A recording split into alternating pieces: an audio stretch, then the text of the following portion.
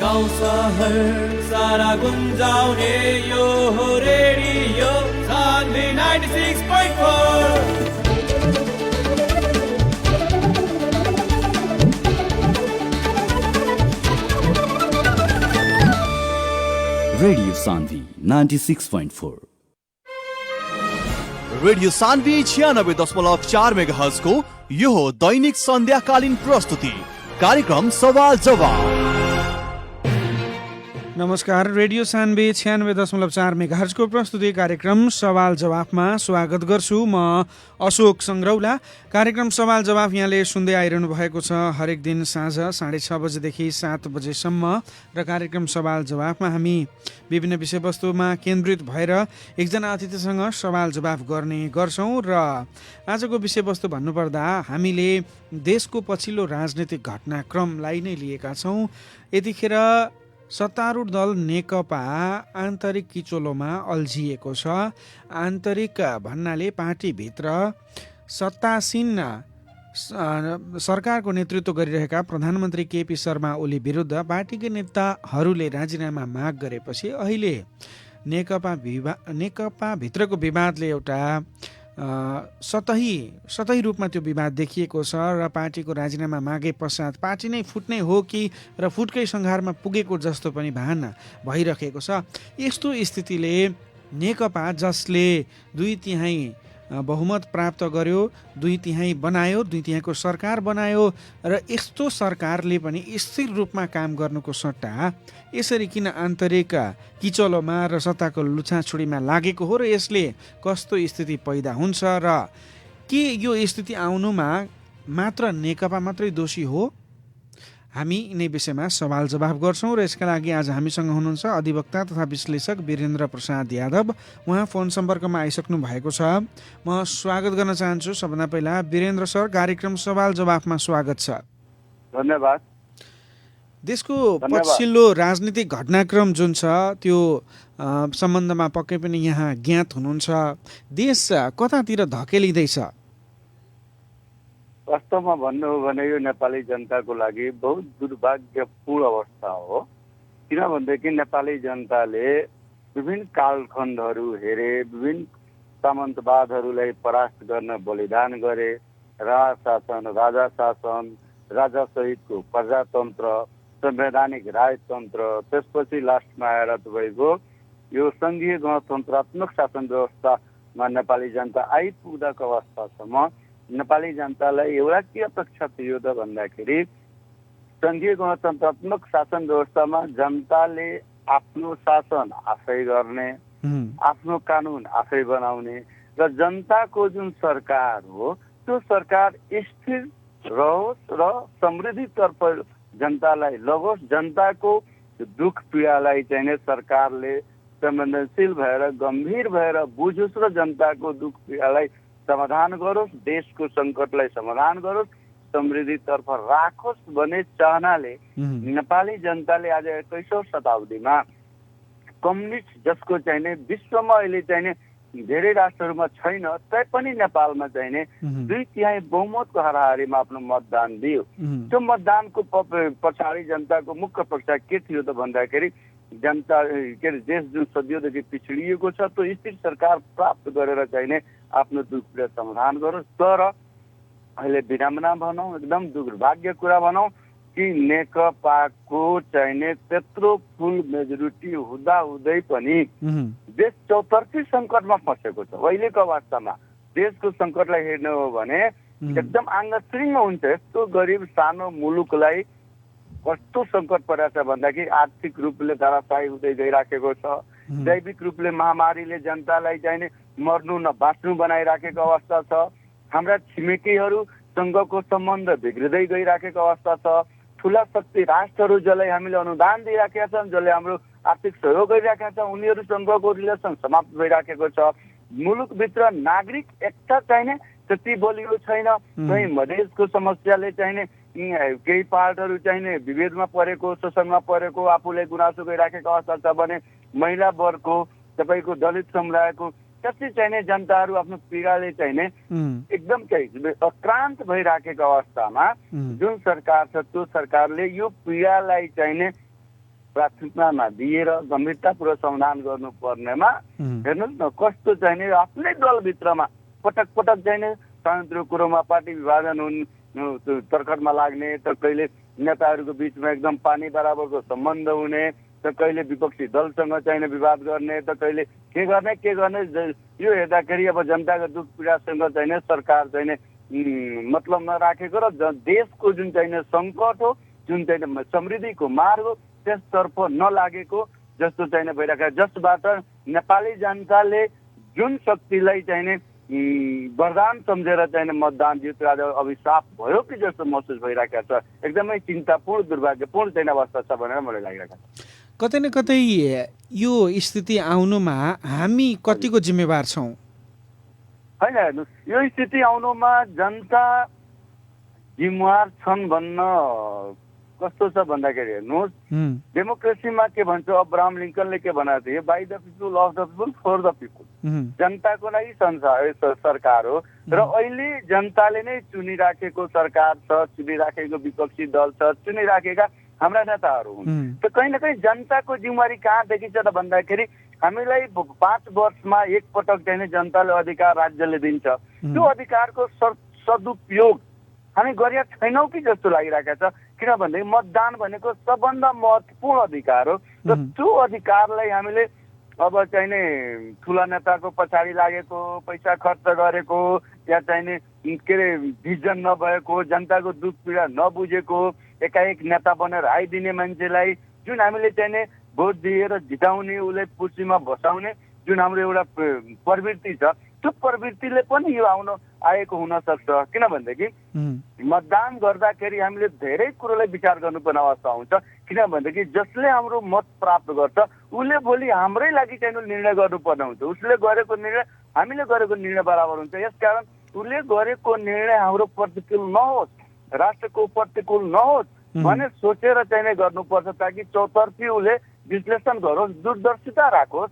तर चाहिँ एकजना चाहिँ विद्वानले के भनेका थिए भन्दाखेरि power in the hands of ignorance is act of poison. एउटा चाहिँ भिजन नभएका, विश्लेषण गर्न नसकेका, तपाईँको जनताको दुख पीडा, देशको समृद्धिको चाहिँ योजनाहरू, प्लानिङहरू, चाहिँ स्रोत साधनको चाहिँ युटिलाइजेसनका कुराहरू बुझ्न नसक्ने व्यक्तिलाई त्यसको जिम्मेवारी दियौँ भने मलाई लाग्छ त्यसले चाहिँ त्यही त वीरेन्द्र सर, जस्तै मलाई अझ भन्न चाहन्छु, हामी गाडी चलाउँछौँ तर गाडी चलाउने मान्छे ड्राइभर परिपक्व भएन भने कहिले कहिले एक्सिडेन्ट गराउँछ। त यो चाहिँ हामी चाहिँ छान्नमा गल्ती गरेका छौँ कि हामी के अरे विवेकपूर्ण निर्णय गरेका छैनौँ कि भन्ने महसुस भइराखेकोले कहीँ न कहीँ हाम्रो जिम्मेवारी हो भने जस्तो मलाई लागिरहेको छ।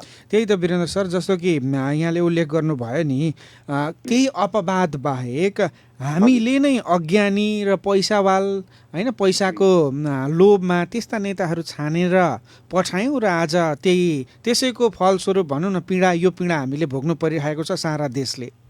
हजुर हजुर, त्यसलाई त इन्कार गर्न ठाउँ नै छैन नि।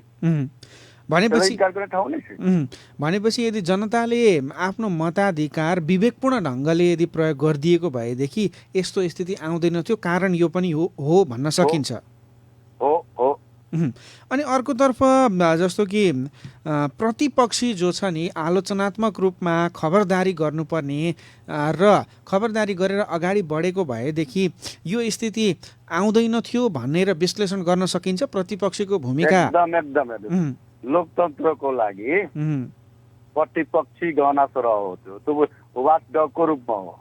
शक्ति चाहिँ नै सरकारको हातमा हुन्छ, तर त्यो शक्तिको मिसयुज नहोस् त्यसलाई गाइडलाइन गर्ने, मिसयुज गरेको ठाउँमा सुझाव दिने, विरोध गर्ने, उसले गल्तीबाट रोक्ने प्रमुख दायित्व प्रतिपक्षको हो। त्यो प्रतिपक्ष सजग भयो भने त्यो काम गर्ने जुन शक्तिशाली जुन सरकार हो त्यो सरकार चाहिँ नि पछि हट्छ। तर यहाँ त के देखियो भन्दाखेरि पटक पटक पटक पटक गल्ती हुँदै गइराखेको अवस्था छ। जनताको पीडासँग चाहिँ सरकारको खासै अवस्था के अरे मतलब राखिराखेको अवस्था छैन।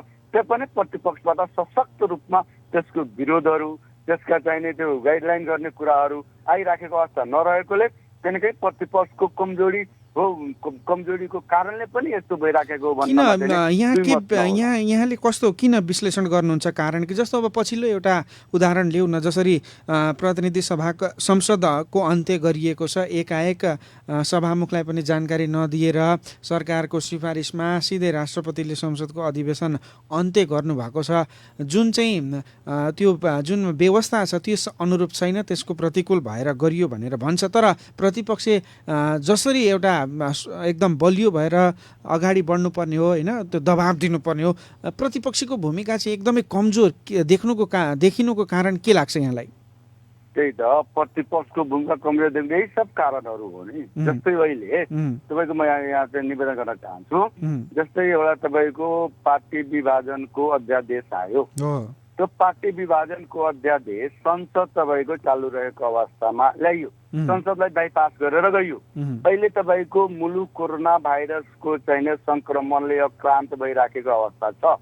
4 महिनादेखि मुलुकको कार्यव्यवहार ठप भएर आर्थिक रूपले चाहिँ धराशायी भइराखेको अवस्था छ। दुईटै छिमेकी मुलुक जससँग हाम्रो धेरै घनिष्ठता मात्रै होइन, हाम्रो समृद्धिको धेरै चाहिँ पूर्वाधारहरू उसँग छ, धेरै सहयोगका अवस्थाहरू छ, त्योसँगको सम्बन्ध बिग्दै गएको अवस्था छ। यस स्थितिमा निकासको लागि, सुझावको लागि, केही ठोस कदम चल्नको लागि तपाईँको सर्वोच्च शक्तिको रूपमा रहेको संसदको आवश्यकता पर्छ। विभिन्न किसिमका सम्झौताहरू अनुमोदन गरेर अनुमोदन गर्नुपर्ने अवस्था हुन्छ, विभिन्न किसिमका कानुनहरू पारित गर्नुपर्ने अवस्था हुन्छ, विभिन्न किसिमका बाधा काउ समेत पुकाउन सक्ने शक्तिशाली चाहिने निकाय भनेको त्यो के अरे संसद हो। अब यो संसदलाई बिचमा नै आन्तरिक कलहको कारणले विघटन गरियो र यो कुरामा चाहिँ नि प्रतिपक्ष केही न केही गरेको छ, चुप लागेर बसेको छ, स्वीकार गरेर बसेको स्थिति हो।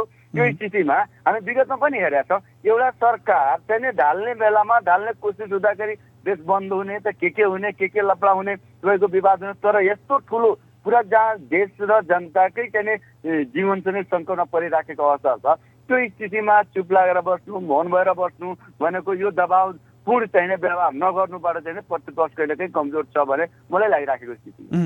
अनि अर्को कुरा वीरेन्द्र सर, जसरी नेकपा अहिले जो छ तत्कालीन माओवादी र एमाले एकीकृत भएर बनेको पार्टी छ, जबकि तत्कालीन नेकपा एमालेमै पनि भित्र पार्टीभित्रै विभिन्न गुटहरू थिए, माओवादी थपिएपछि अर्को पनि गुट थपियो र अहिलेको जो नेकपामा यी यस्ता विभिन्न गुटहरू भए र यी गुटहरूको एउटा हुन्छ नि अब स्वार्थ भनौँ, विभिन्न स्वार्थले गर्दा को अघि बढ्ने को पछाडि रहने, यी सबै गुटगत राजनीतिको परिणाम नै अहिलेको अवस्था हो भनेर कतिको विश्लेषण गर्न सकिन्छ?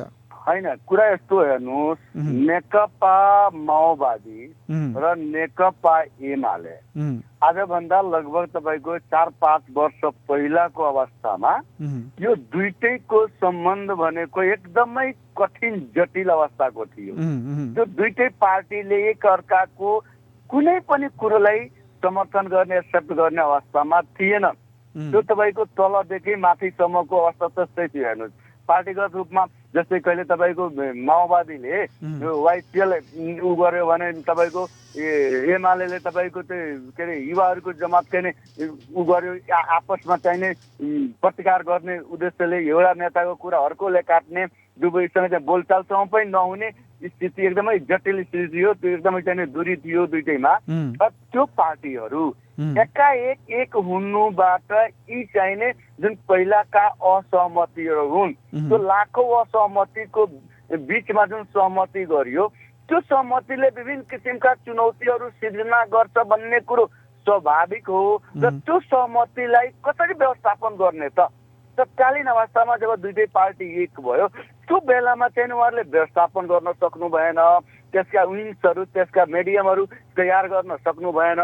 त्यो नगर्नु त एउटा कमजोरी हुँदै हो। यसका अलावा पनि जुन नेतृत्वहरू चाहिँ पार्टीलाई सञ्चालन गर्ने जिम्मेवारी लिए, उहाँहरूको ठुलो भूमिका थियो कि यो दुईटै पार्टीका कार्यकर्ता, नेता लेभलका, सरकार लेभलका, चाहिँ शीर्ष स्तर लेभलका नेताहरूको बिचमा कसरी चाहिने समन्वय गर्ने, सहकार्य गराउने, ताकि पार्टी पहिला दुईटा थियो, दुईटा विचार थियो, दुईटा मार्ग थियो भन्ने महसुस नहोस्। त्यो दुवै अध्यक्षहरूबाट हुन सकेन। यद्यपि पार्टीले यो कुरालाई चाहिँ समाधानको लागि दुवैको चाहिँ अध्यक्ष बनायो, दुवै स्तरबाट एक एकवटा अध्यक्ष बनायो, तर दुईटै अध्यक्षले त्यो कुरालाई चाहिँ विचार गरिदिनु भएन।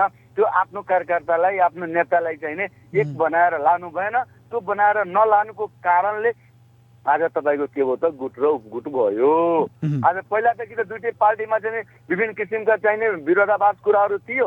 माओवादी पनि कति टुक्रामा विभाजन भयो, एमालेबाट पनि कति चाहिने गुटहरू सदियोदेखि थियो, पहिलादेखि नै थियो। त्यो सम्पूर्णलाई एकदम एकीकृत गरेर अगाडि बढ्नु पर्ने जुन उहाँहरूको सोच आयो त्यो सकारात्मक सोच थियो, राम्रो सोच थियो। तर त्यो सोचलाई कसरी कार्यान्वयन गर्ने त? इम्प्लिमेन्टेसनका अवस्थामा जुन च्यालेन्जेसहरू आउँछ त्यो च्यालेन्जेसहरू उहाँहरूले फोरकास्टिङ गर्न सक्नु भएन। त्यो फोरकास्टिङ गरेर त्यो अनुसारको मेडिसिनहरू चाहिँ व्यवस्थापन गर्न सक्नु भएन, म्यानेजमेन्टका कुराहरू व्यवस्थापन गर्नु भएन। त्यसको प्रतिफल नै हो, त्यसको फलस्वरूप नै हो कि आज हेर्नुहोस् जनताले त्यो एकताको कुरा सुनेर मात्रै तपाईँको 2015 सालको चुनावमा कम्युनिस्ट पार्टीले 1-2 सिटभन्दा बढी जितेको थिएन। तर 15 सालदेखि 75 सालसम्म अवधिको अवस्थामा मात्रै 60 वर्षको अवधि ठुलो होइन। त्यो 60 वर्षको अवधिमा 2टा सिट प्राप्त गरेका चाहिने के अरे त्यो वाम शक्तिले 2/3 शक्तिमा आयो। त्यो 2/3 शक्तिमा आउनुको पछाडि त जनताको त्यो शक्तिसँग अपेक्षा छ नि, त्यो त बुझ्नुपर्छ। त्यो जनताको अपेक्षाको लागि आफ्नो अनेकौं विमतिको बावजुद पनि सहमति गरेर देश र जनताको सङ्कटलाई समाधान गर्ने, देशको समृद्धिलाई चाहिने अगाडि बढाउने, स्थिर सरकारको चाहिने सञ्चालन गर्ने सोच्नु पर्नेमा उहाँहरू सोच दिनु भएन। जुन उहाँहरूमा चाहिँ दूरदर्शिता छैन, जनता र देशको चाहिने सङ्कटप्रति उहाँहरूको संवेदनशीलता छैन। त्यसको परिणाम स्वरूप नै आज हामीले यस्तो चाहिने दुर्भाग्यपूर्ण अवस्था भोगिरहेका छौँ। उहाँहरूले अविलम्ब बुझ्नुपर्छ, सच्याउनु पर्छ, जनताको मर्म र पीडालाई बुझेर देशलाई चाहिने सङ्कटबाट समाधान दिनुपर्छ। आफ्नो आन्तरिक स्वार्थको कारणले यहाँ आन्तरिक स्वार्थ एउटा व्यक्तिले आफूले पदमा बसिराख्नको लागि संसद विघटन गरिदिने, पार्टी विभाजनको लागि चाहिँ अध्यादेश ल्याइदिने, त्यही व्यक्तिको सपोर्ट गरिराख्ने, एउटा व्यक्तिले आफू पदमा जानको लागि चाहिँ सरकारलाई ढाल्ने, सरकारले उ गर्ने किसिमका जुन कुराहरू भइरहेका छ त्यो व्यक्तिगत स्वार्थ हाबी हो। तपाईँको संस्थागत सामाजिक र देशको चाहिँ स्वार्थलाई चाहिँ प्राथमिकता दिएन। पर्सनल इन्ट्रेस्टको कारणले यस्तो कुरा भइरहेका छ जुन अपरिपक्वता हो, अदूरदर्शिता हो, जुन सेल्फिसनेस हो। त्यो कुरालाई सच्याएर अगाडि बढ्नुपर्छ। अर्को तर्फबाट हेर्दाखेरि जस्तो कि हाम्रो देशको राजनीतिक पार्टीहरूको नेतृत्व पङ्क्तिमा जो पहिलो पुस्ताका नेताहरू छन् नि तिनैले पार्टीको पनि नेतृत्व गरिरहेका छन् र अवसर पाउँदा सरकारको नेतृत्व पनि तिनैले गर्छन्। के यो अहिलेको स्थिति नआओस् भन्नका लागि पहिलो पुस्ताको नेताको बहिर्गमन अथवा उनीहरूले यदि दोस्रो पुस्तालाई अवसर दिए भने यस्तो अवस्था आउन नसक्ला भनेर हामीले के टिप्पणी गर्न सकिन्छ? होइन, त्यो पनि हो। हेर्नुहोस्, म यहाँ के भन्न चाहन्छु नि, तपाईँको जस्तै कहिलेकाहीँ भनिन्छ नि पुरानो के अरे नयाँ बोतलमा पुरानो रक्सी राखियो। हेर्नुहोस्, बोतल तपाईँको नयाँ भएर मात्रै हुँदैन, बोतलभित्रको रक्सी पनि नयाँ हुनुपर्छ।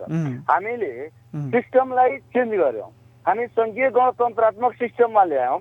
अहिले यो जुन चेन्ज हो त्यो नयाँ पुस्ताको बलिदानको कारणले आएको हो।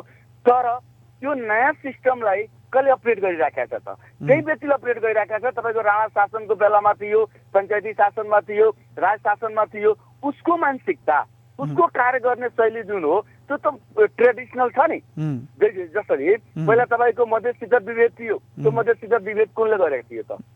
तपाईँको राजाको शासनमा विभेद भयो, त्यो विभेद हटाउनको लागि 15 सालमा चुनाव भयो, तपाईँको 46 सालमा चुनाव हो, 46 साल पछि पनि विभेद रह्यो। त्यो विभेद कसले गर्यो त? यही नेताहरू त्यो बेला पनि शासनमा थिए। त खालि लिखित रूपमा कागजी रूपमा सिस्टम परिवर्तन गरिदिएर हुँदैन।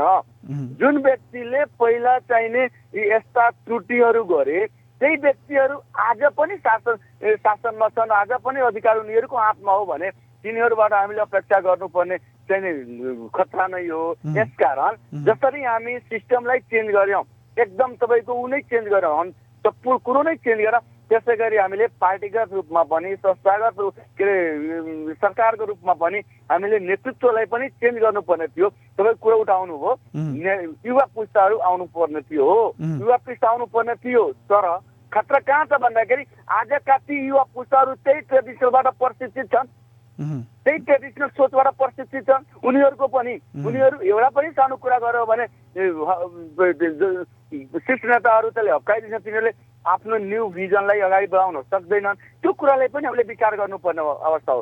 जसरी हामी व्यवस्थालाई चेन्ज गर्यौँ त्यसै गरी हाम्रा युवा पुस्तालाई, हाम्रा युवा नेताहरूलाई चाहिने त्यस किसिमको स्कुलिङ गर्नुपर्ने अवस्था थियो। जस्तै तपाईँको गुजरातमा मोदी चाहिने चिफ मिनिस्टर हुँदाको अवस्थामा उनले मन्त्रालय कुनै व्यक्तिलाई दिँदाखेरि त्यो व्यक्तिलाई मन्त्रालय सम्बन्धी सम्पूर्ण काम व्यवहारको ट्रेनिङ दिन्थे, त्यस स्पेसलाइजेसनलाई चाहिँ बोलाएर चाहिँ त्यस्तो दिन्थे ताकि त्यो अनुभवी छ, एक्सपिरियन्स होल्डर छ, त्यो अपर्च्युनिटीहरू च्यालेन्जेसहरू बुझिराखेको छ, त्यो व्यक्तिलाई जिम्मेवारी दियौँ भने त्यसले राम्रो काम गर्न सक्छ।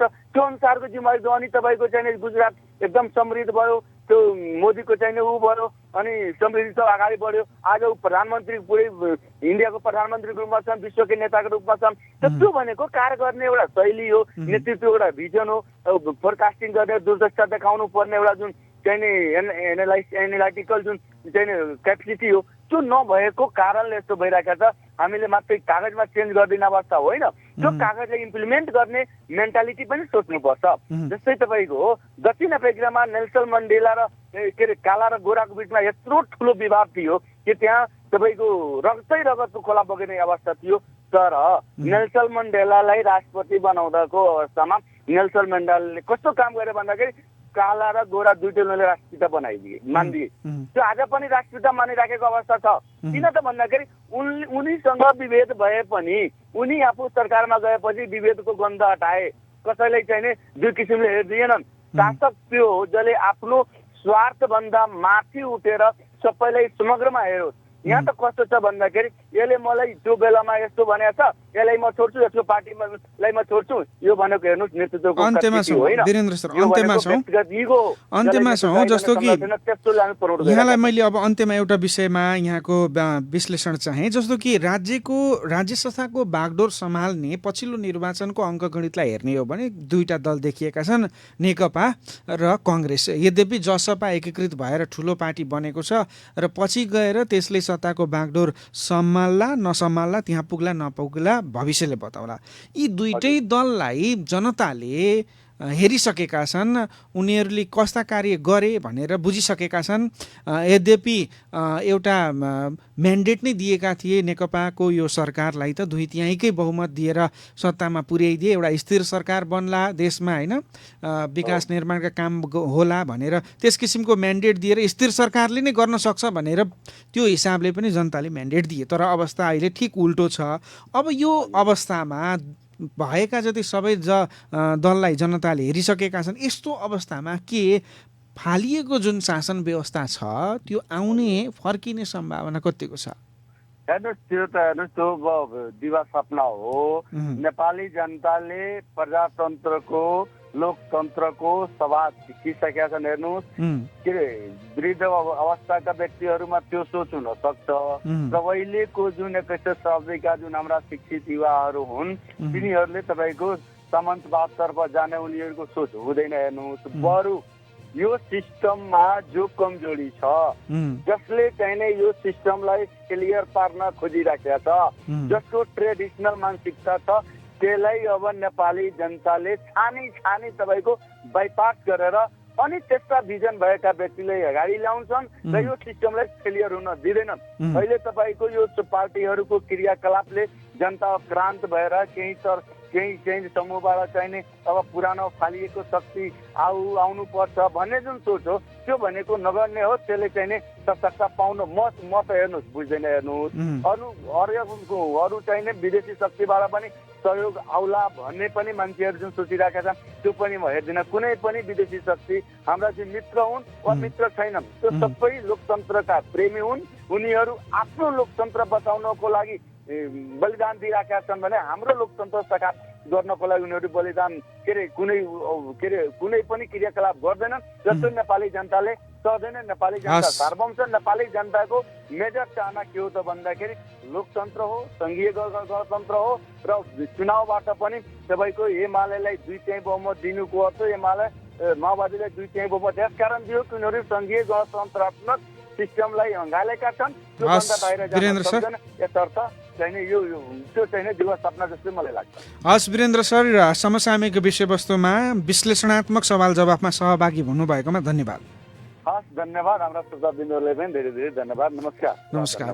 हजुर, उहाँ हुनुहुन्थ्यो अधिवक्ता तथा विश्लेषक वीरेन्द्र प्रसाद यादव। समसामयिक विषयवस्तु राजनीतिक घटनाक्रममा हामीले सवाल जवाफ गऱ्यौँ उहाँसँग। आजको सवाल जवाफको श्रृङ्खला सकिएको छ। भोलि फेरि उपस्थित हुने बाचा गर्दै प्रविधिका अनुप यादवलाई धन्यवाद दिँदै अशोक सङ्ग्रौला बिदा हुन्छु। नमस्कार।